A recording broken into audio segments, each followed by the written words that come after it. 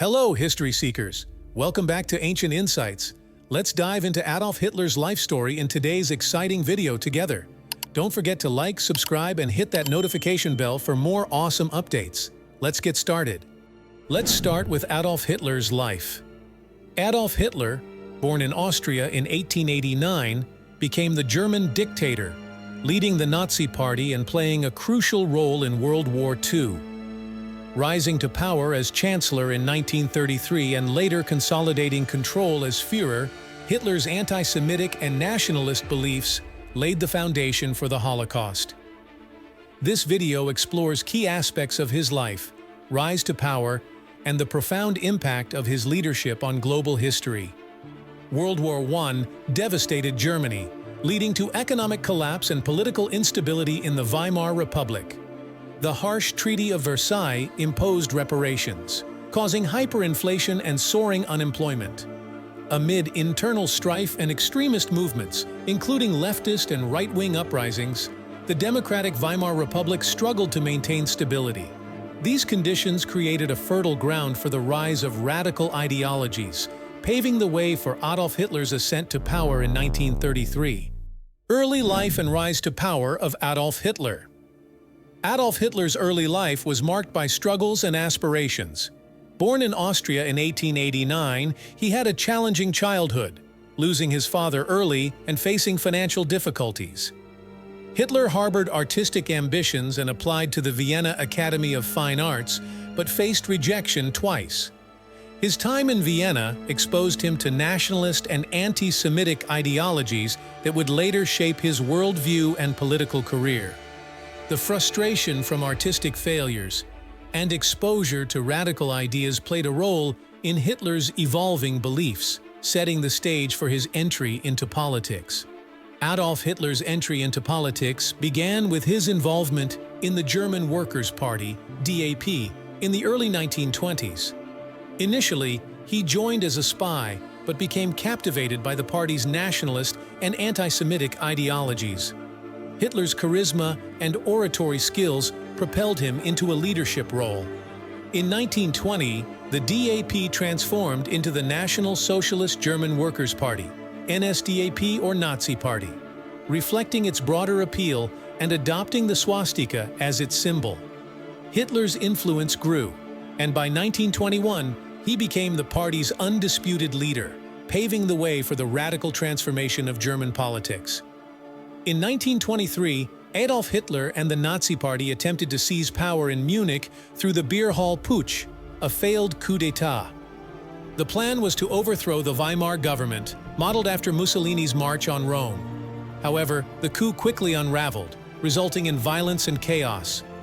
Hitler was arrested and later convicted of treason.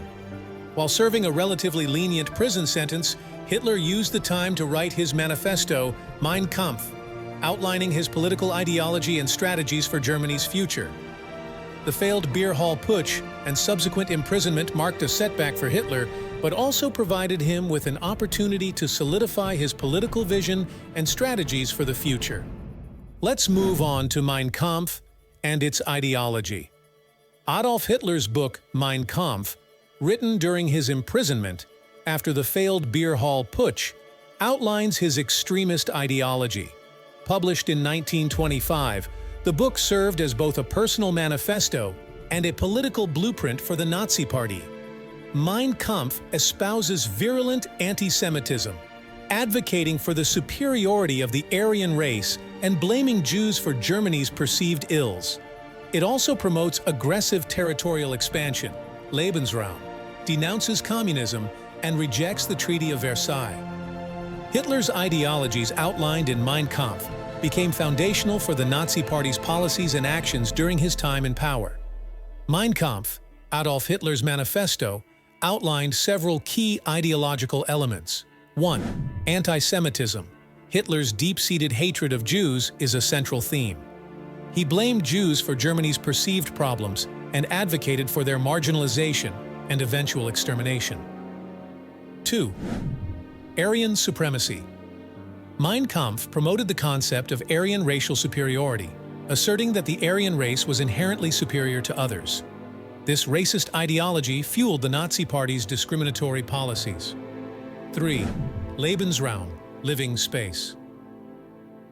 Hitler argued for the expansion of German territory into Eastern Europe to provide more living space for the Aryan race. This expansionist policy became a driving force behind Germany's aggressive territorial ambitions. 4. Desire to overturn the Treaty of Versailles. Hitler vehemently opposed the Treaty of Versailles, viewing it as a humiliating imposition on Germany. Mein Kampf expressed his determination to overturn the treaty's provisions, including military restrictions, territorial losses, and reparations. These elements outlined in Mein Kampf served as the ideological foundation for the Nazi Party's actions and policies once Hitler rose to power in Germany. Let's put some lights on rise to chancellorship. Adolf Hitler's political strategy focused on exploiting post-World War I Germany's social and economic discontent. The Nazi Party, under his leadership, employed propaganda, mass rallies, and charismatic speeches to gain support.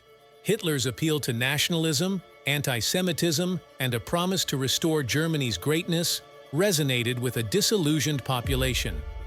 The Nazi Party achieved significant electoral success during the early 1930s. In the 1930 Reichstag elections, they became the second-largest party. By 1932, the Nazis emerged as the largest party, but didn't secure a majority. Hitler's appointment as chancellor in January 1933 marked a turning point, facilitated by backdoor political maneuvering and conservative elites who believed they could control him. This strategic ascent to power paved the way for Hitler to consolidate his authority and transform Germany into a totalitarian state. In 1933, Adolf Hitler was appointed Chancellor of Germany, marking a critical step in his ascent to power. Seizing on political maneuvering and the discontent within the conservative establishment, Hitler quickly moved to consolidate his authority. The Reichstag fire in February 1933 served as a pivotal event. While the exact circumstances remain unclear, Hitler and the Nazis used the fire to push for the Reichstag fire decree, suspending civil liberties and allowing for the arrest of political opponents. Subsequently, the Enabling Act, passed in March 1933, granted Hitler dictatorial powers. It effectively gave him the authority to enact laws without Reichstag approval, paving the way for establishing a totalitarian regime. With these measures, Hitler dismantled democratic institutions, solidifying his control and laying the foundation for the Third Reich. The Third Reich. Following Adolf Hitler's appointment as Chancellor in 1933, he swiftly moved to establish a totalitarian state in Germany. The Reichstag fire and the Enabling Act were instrumental in dismantling democratic institutions, allowing Hitler to consolidate power. Hitler assumed the title of Führer und Reichskanzler, leader and chancellor, after President Paul von Hindenburg's death in 1934. This consolidated the roles of president and chancellor, concentrating power in Hitler's hands. The Night of the Long Knives in 1934 further solidified his control, as political rivals within the Nazi Party were purged. As Führer, Hitler became the undisputed leader, wielding absolute authority over the German state. He centralized power, suppressed dissent, and established a cult of personality, effectively transforming Germany into a totalitarian regime where all aspects of life were subordinated to the will of the Nazi state and its leader. Persecution and genocide. In establishing the Nazi regime, Adolf Hitler implemented measures to suppress political opposition, control the media, and shape the younger generation through organizations like the Hitler Youth. Suppression of political opposition. Hitler's regime systematically eliminated political rivals and dissenting voices. The Night of the Long Knives in 1934 saw the purge of internal party opposition, while laws were enacted to suppress rival political parties. The Gestapo, the secret police, played a crucial role in surveillance, arrests, and intimidation to quash any opposition. Control of media. the Nazis exerted strict control over the media to manipulate public opinion. Joseph Goebbels, Minister of Propaganda, orchestrated a propaganda machine that disseminated Nazi ideology and demonized targeted groups. Books deemed contrary to Nazi principles were burned, and media outlets were brought under state control to ensure a singular pro-Nazi narrative. Creation of the Hitler Youth. To indoctrinate the younger generation, Hitler established the Hitler Youth, Hitlerjugend. This youth organization aimed to mold children and adolescents into loyal Nazi supporters. It combined ideological education with physical training, fostering a sense of loyalty to Hitler and the Nazi cause. Participation became mandatory, and the Hitler Youth played a significant role in shaping the next generation of Germans under the Nazi regime. During the early years of the Third Reich under Adolf Hitler, Germany experienced a notable economic recovery, and the regime garnered significant public support. Economic recovery. Hitler's economic policies, spearheaded by Minister of Economics Hjalmar Schacht, initially contributed to a remarkable recovery. Massive public works projects, such as the construction of the Autobahn, provided jobs and stimulated economic growth. The rearmament effort, in violation of the Treaty of Versailles, further fueled economic expansion, leading to a reduction in unemployment and an apparent improvement in living standards. Public support. The economic improvements, coupled with Hitler's charismatic leadership and nationalist rhetoric, garnered substantial public support. Many Germans, weary from the economic hardships of the Weimar Republic, embraced the stability and apparent prosperity promised by the Nazi regime. The regime's effective propaganda machine, controlled by Joseph Goebbels, played a crucial role in shaping a positive image of Hitler and the Nazi government, fostering a sense of unity and loyalty among the population during the early years of the Third Reich. World War II. The events leading to the outbreak of World War II were complex, but one of the key triggers was the German invasion of Poland in 1939.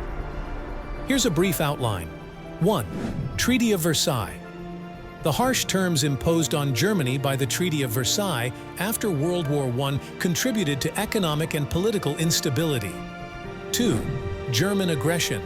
Adolf Hitler's expansionist ambitions sought to overturn the Treaty of Versailles and establish a greater Germany. The remilitarization of the Rhineland, 1936, and the annexation of Austria, Anschluss 1938, were early signs of German aggression. 3. Munich Agreement, 1938. Western powers, seeking to avoid conflict, appeased Hitler by allowing the annexation of the Sudetenland, a German-speaking region of Czechoslovakia. 4. Invasion of Czechoslovakia. In 1939, Hitler violated the Munich Agreement by occupying the rest of Czechoslovakia. 5. Nazi-Soviet Pact, 1939. Germany and the Soviet Union signed a non-aggression pact, allowing Hitler to invade Poland without fearing Soviet intervention. 6. Invasion of Poland, September 1, 1939. Germany, using blitzkrieg tactics, swiftly invaded Poland, overwhelming its defenses. The invasion marked the first large-scale military action of World War II. 7. British and French response. In response to the invasion, Britain and France, honoring their alliance with Poland, declared war on Germany on September 3, 1939. The invasion of Poland set the stage for broader conflict as other European nations became involved. The subsequent actions and alliances led to the formation of the Allied and Axis powers, marking the beginning of World War II. 1. Blitzkrieg, 1939–1940. Blitzkrieg, meaning lightning war, was a military strategy employed by Germany, characterized by rapid and overwhelming attacks. The invasion of Poland, 1939, and subsequent invasions of Denmark and Norway showcased the effectiveness of blitzkrieg tactics.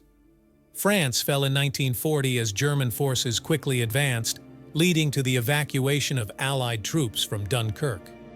2. Battle of Britain, 1940–1941. The Battle of Britain was an air campaign between the Royal Air Force, RAF, and the German Luftwaffe. Germany aimed to achieve air superiority to pave the way for a seaborne invasion of Britain. The RAF successfully defended against the Luftwaffe, marking a turning point in the war and preventing a German invasion of Britain. 3. Operation Barbarossa, 1941. Operation Barbarossa was the code name for the German invasion of the Soviet Union. Launched in June 1941, it was the largest military operation in history. Despite initial successes, the German advance was halted, and the brutal Eastern Front conflict emerged as a pivotal theater of the war. These key moments in World War II demonstrated the evolving nature of warfare, from the rapid blitzkrieg tactics to the strategic importance of air superiority in the Battle of Britain. Operation Barbarossa marked the turning of the tide on the Eastern Front and influenced the overall course of the conflict. Turning points in the war. 1. Stalingrad, 1942–1943. The Battle of Stalingrad was a major turning point on the Eastern Front, where the Soviet Union halted and eventually reversed the German advance. The German Sixth Army's defeat marked the first significant German loss, symbolizing a shift in momentum. 2. El Alamein, 1942. The Battle of El Alamein in North Africa marked a turning point in the Western Desert Campaign.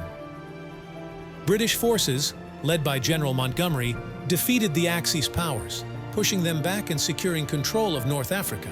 3. D-Day, June 6, 1944. The Allied invasion of Normandy, D-Day, marked a massive amphibious assault on German-occupied Western Europe. This operation opened a Western front, putting immense pressure on Germany and ultimately leading to its defeat. Downfall of the Third Reich. 1. Eastern Front reversal, 1943–1945. After Stalingrad, the Soviets launched successful offensives, pushing the German forces back towards Germany. The Battle of Kursk, 1943, was a decisive Soviet victory, signaling a shift in favor of the Allies on the Eastern Front. 2. Allied advance in the West, 1944–1945. Following D-Day, the Allies advanced through Western Europe, liberating France, Belgium, and the Netherlands. The Battle of the Bulge, 1944, was Germany's last major offensive in the West, resulting in Allied victory. 3. Capture of Berlin, 1945. Soviet forces reached Berlin in April 1945, leading to intense street-to-street fighting. On April 30, 1945, Adolf Hitler committed suicide in his bunker as Soviet forces closed in. 4. German surrender, May 7–8, 1945. Germany unconditionally surrendered on May 7, 1945, and the war in Europe officially ended on May 8, Victory in Europe or VE Day. These key moments, combined with the constant push from Allied forces on both the Eastern and Western fronts, played a big part in bringing down the Third Reich. The war in Europe came to an end when Germany surrendered in 1945. Downfall and legacy. Last days of Hitler. 1. Battle of Berlin, April–May 1945. As Soviet forces closed in on Berlin, Adolf Hitler remained in his bunker beneath the Reich Chancellery. The Battle of Berlin was a brutal and desperate defense by German forces, but the city ultimately fell to the Soviets. 2. Hitler's isolation, April 1945. In the final days, Hitler became increasingly isolated, both physically and politically. Many of his top officials abandoned him, and the situation in Berlin became increasingly dire. 3. Hitler's marriage and political testament, April 30, 1945. On April 29, 1945, Hitler married Eva Braun in the bunker. On April 30th, he wrote his political testament, expressing his view on the state of the war and appointing Admiral Karl Dönitz as his successor. 4. Suicide, April 30th, 1945. On the same day, Adolf Hitler committed suicide by taking cyanide and shooting himself. Eva Braun also ingested poison. Their bodies were later carried out of the bunker, doused with petrol, and burned. 5. German surrender, May 7–8, 1945. A week after Hitler's suicide, Germany unconditionally surrendered on May 7, 1945. The last days of Hitler marked the culmination of the downfall of the Third Reich. The Battle of Berlin, Hitler's suicide, and the subsequent German surrender effectively ended World War II in Europe. Nuremberg trials and accountability for Nazi leaders. 1. Establishment of the Nuremberg trials, 1945–1946. In the aftermath of World War II, the victorious Allied powers, including the United States, the Soviet Union, the United Kingdom, and France, held the Nuremberg trials to prosecute prominent leaders of Nazi Germany. The trials took place in Nuremberg, Germany, from November 1945 to October 1946. 2. Key defendants and charges. Top Nazi officials, military leaders, and industrialists were among the 24 major war criminals indicted. Charges included crimes against peace, war crimes, crimes against humanity, and conspiracy to commit these crimes. 3. Legal precedents and principles. The Nuremberg trials established important legal precedents, including the concept that individuals could be held accountable for actions committed on behalf of the state. The trials introduced the principles of crimes against peace, war crimes, and crimes against humanity. 4. Sentencing and outcomes. 12 defendants were sentenced to death by hanging, 3 were acquitted, and others received various prison sentences. The trials aimed to hold individuals accountable for egregious violations of international law and human rights during the war. 5. Legacy and impact. The Nuremberg trials set a precedent for subsequent international war crimes tribunals and the development of modern international criminal law. The trials underscored the principle that individuals, regardless of their official positions, could be held responsible for crimes committed during times of conflict. The Nuremberg trials played a crucial role in addressing the atrocities committed by Nazi leaders during World War II, establishing a framework for international justice and accountability that continues to influence efforts to prosecute war crimes and crimes against humanity in the present day. Legacy of Hitler and impact of his ideology. 1. Human tragedy and Holocaust. Hitler's legacy is marred by the immense human tragedy of the Holocaust, during which 6 million Jews, along with millions of others, were systematically murdered in concentration and extermination camps. The genocide remains one of the darkest chapters in human history. 2. World War II and global devastation. Hitler's aggressive expansionist policies and pursuit of a racially motivated war led to World War II, causing unprecedented global devastation and loss of life.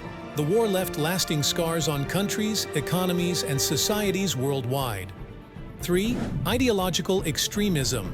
Hitler's extreme nationalist and anti-Semitic ideologies fueled hatred, discrimination, and violence, leaving a lasting impact on the perception of radical ideologies and the dangers of unchecked power. 4. Nuremberg trials and international law. The Nuremberg trials established key principles of international law and individual accountability for war crimes, setting a precedent for subsequent efforts to prosecute individuals responsible for atrocities during armed conflicts. 5. Post-war reckoning and denazification. The post-war period saw efforts to reckon with the Nazi legacy through denazification initiatives in Germany and the denazification of institutions that had supported Hitler's regime. Let's end this story with a conclusion. In the end, reflecting on Adolf Hitler's history is a poignant reminder of the catastrophic consequences of unchecked power and extremist ideologies. The atrocities of the Holocaust and World War II underscore the vital importance of remaining vigilant against hatred and discrimination. To prevent the recurrence of such atrocities, let us champion tolerance, diversity, and justice. By fostering education that encourages empathy and critical thinking, we can build a collective defense against ideologies that lead to violence. History teaches us the high cost of indifference, urging us to actively shape a future where respect and understanding triumph over bigotry and oppression. Together, let us learn, reflect, and unite in the commitment to create a world where peace, tolerance, and justice prevail. And there you have it, folks. Another amazing journey together. If you enjoyed this video, don't forget to show some love by hitting that like button. It makes a difference. If you haven't subscribed yet, what are you waiting for?